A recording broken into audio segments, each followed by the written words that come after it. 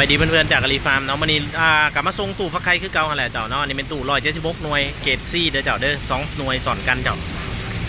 จ้าก็จะเป็นประมาณแบบนี้เจ้าเนาะระบบออโต้มัดเครื่องเด้อเจ้าเด้อพลิกไข่ตัดอุณหภูมิดูดอากาศส่วนเกินสั่งควบคุมอัตโนมัติสำหรับท่านใดที่กำลังสอบหาตู้พักไข่อยู่เจ้าอย่าให้หู้เลยว่าตู้พักไข่นี่ระบบออโต้ทั้งหมดมันจะมีอยู่4อย่างโดยกันเจ้าถามมันเป็นฟูลออปชั่นเด้อเจ้าเด้ออันนึงเป็นพลิกไข่อันที่2เป็นตัดอุณหภูมิอันที่3เป็นดูดอากาศส่วนเกินดูดอากาศต่างๆที่มันเป็นพิษอยู่ในตู้ฟักไข่ออกเจ้าเนาะหลักการสร้างควบคุมอัตโนมัติมี4อย่างโดยกันเดิมเวลาเลือกสื่อเบิ้งน้ำเติมเจ้าเนาะเพราะว่าแผงควบคุมแต่ละแผงมันบ่คือกันบางอันมีแต่ตัดอุณหภูมิบางอันมีตัดอุณหภูมิกับพริกไข่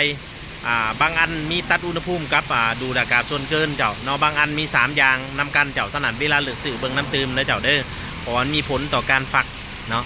สำหรับตัวอาลีฟาร์มเน้นไปทางระบบออโต้ทั้งหมดเครื่องเลยเจ้าเด้อทุกอย่างเลยเจ้าเนาะพริกไข่ตัดอุณหภูมิดูดอากาศส่วนเกินสำหรับเกรดซี่หมายถึงยังเกรดซี่มันเอาพัดลมจีนใส่หัวปนหมอกแบบจุ่มใส่เวลาเลือกสื่อมันจังบ่ซับซ้อนเจ้าเนาะอาลีฟาร์มจัดเป็นเกรดเป็นหมวดหมู่ให้บ่ตัวขายลูกค้าเลยเจ้าเด้อ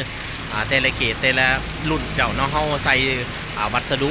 แล้วก็มีหูมีสเปคโปสเตอร์ให้คักแน่เจ้าเนาะขอบใจหลายๆที่ติดตามรับชมเจ้าทำรับตามใดอย่างไรติดต่อมาหาเด้อ